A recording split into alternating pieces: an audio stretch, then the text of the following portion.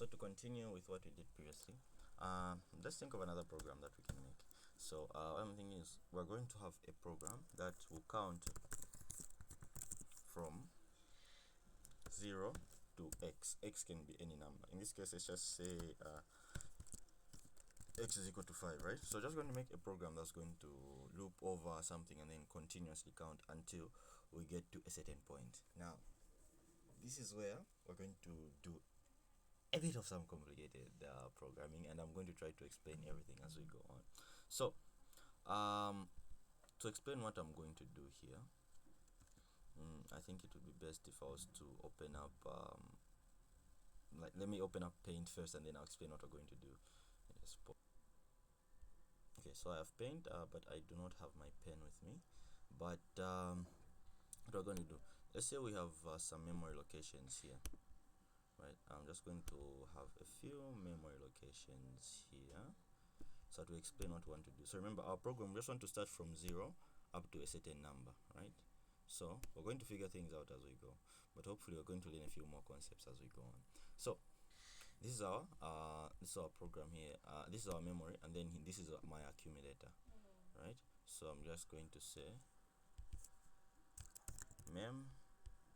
This is my AC, right? So what am I going to do? What are we going to do here?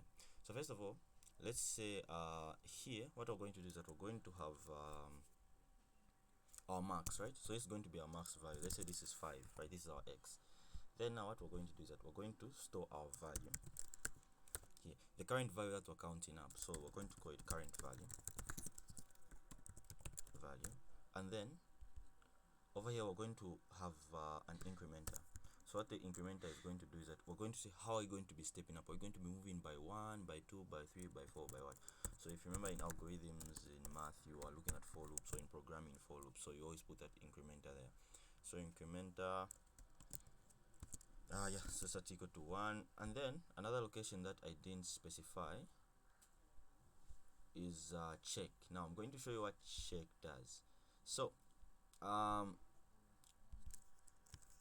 check. So if we're in high level programming, when it comes to, let's say, checking whether one value is greater than another, we can just say something like if current is greater than or equal to max, right? Then we can have something like we can stop our execution somewhere. Why isn't my mouse working? Okay. Okay, my thing seems to have died. Okay. Okay. So if then you can have max greater than or equal to if current. So if current is greater than or equal to max, then we can have something like okay, I think pressing tab is if wasn't okay. We can have we can then say something like do something here, right? We can do something. Something like that, and then we can close off our brackets here. So we can easily write if statements like this under normal programming, but the problem when we're working with the IAS is that we do not have the liberty of this, right? We are not able to do this. See, under the IAS, from what I've seen, is that the main command that we have, there's only one way we have of checking in this one. We have the CC command, right? We have the conditional jump.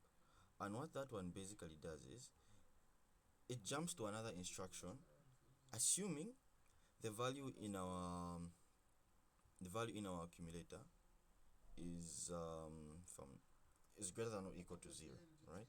So that's what that instruction does. Now this is a problem again because we need to. Okay.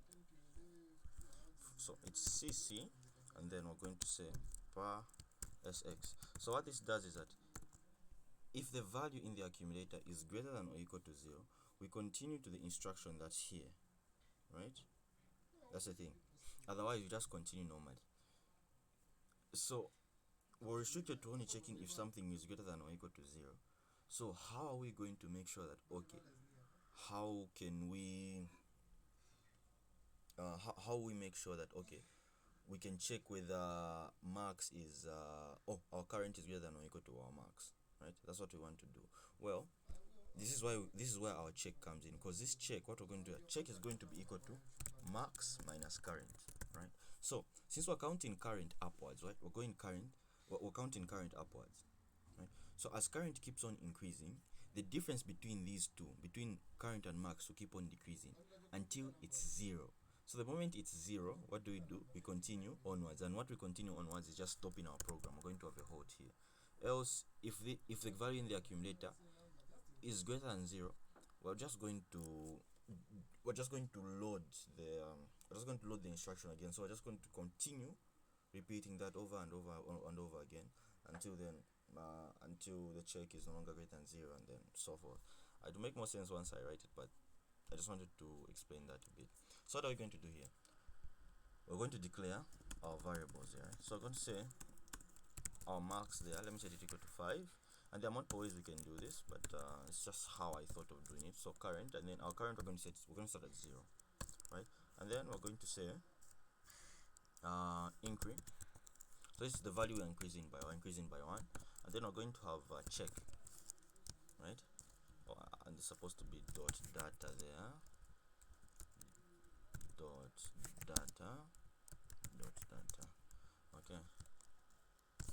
Then we're going to say dot data.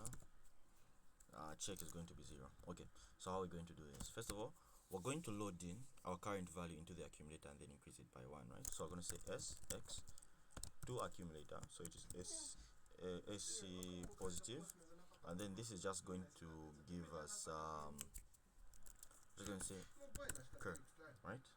We're going to add that current value, and then what next do we do? We're going to say our selection here, right? What's in our selection? We're then going to say positive. So we're going to add, what are we going to add? We're going to add our incrementer, right? We're going to add our incrementer. We're going to add underscore incre. What do we do next? The next thing we're going to do is we are going to load current back into the memory location. So we're going to say at to sx there, right? X there. Then we're going to load that into our underscore current, right? We're going to move that back there. So just here, before we even go any further, before I start introducing jumps, I'm going to clear my registers, then I'm going to load that program in, and then I just want you to notice what will happen here. So it's a similar thing to what we so here, step by step, so 0 1, current now becomes 1. So we're able to do that, right? Now this is where the magic comes in. So I'm going to jump to another instruction. So I'm going to say cu. So what cu basically means is just continue execution to the next part, right? So cu sx. So what this basically means that we're going to continue execution to pgm1. What I notice is that if you put too many instructions under one label, things fail, which I'm pretty sure is because of the width of these memory locations. So just for the sake of not encountering many errors, we're just going to continue execution here. Then I'm just going to put my hold here just to make sure everything works properly. Okay, what is the issue here?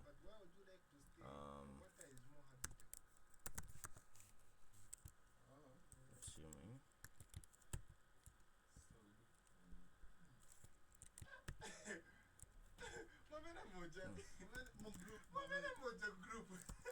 okay, so x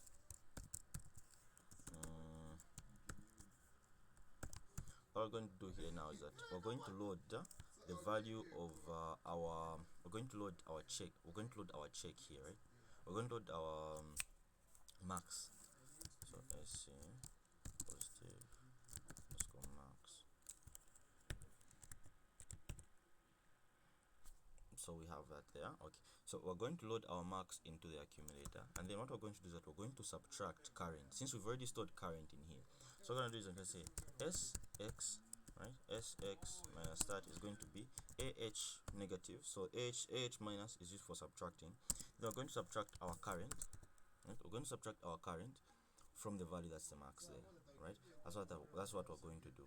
Then now, when we make that subtraction, in fact, at this point, now that I think about it, there's technically no need for us to even do the check, because what we can just do is, since we have this value in the accumulator, right, if it's greater than 0, right, if this value in the accumulator is greater than 0, because if we say max minus current, if we subtract that, if that value is greater than 0, we're then just going to jump back to this one. So we're going to say CC, our conditional jump. Remember, our conditional jump says if the value in the accumulator is greater than 0, jump to the instruction that we set here. In this case, we're going to jump to underscore PG M0. So what's going to happen is that this will execute in this way, this way, this way, this way. And then when we get to this point, we check, is the value we have greater than, is the value we have here, right, the value in our accumulator, the check, is it greater than 0? If so, we go back, execute this one until we reach a point where this one, current, is greater than max. In that case, our difference will be negative, right? It will be -1, because if max is 6 and then current is 6, if max is 5 and then current is 6, then that would be -1, meaning this is no longer greater than or equal to 0, so we halt. So I'm going to cancel that, then I'm going to load that into memory, and then I want you to observe what will happen here. So I start running, right? So observe what's happening with current. Current is now 1, 2, 3, 4, 5, 6, and now we've halted our program. So that's how we just create a simple program that counts up. Of course, what we can do is that after halt, we can then subtract 1 from current just to make sure that it stays at 5. But yeah, I think for now, at least we're able to now work with jumps. So remember, this is a normal jump. We just jumps to the next label here. Then it's a conditional jump that will only jump to this label if the value in the accumulator is greater than or equal to 0. So it's just a simple overview of the IAS. I'll try to make more just to explain more concepts as I also got to get acquainted with it. But hopefully this should at least give you an idea of how to work around it.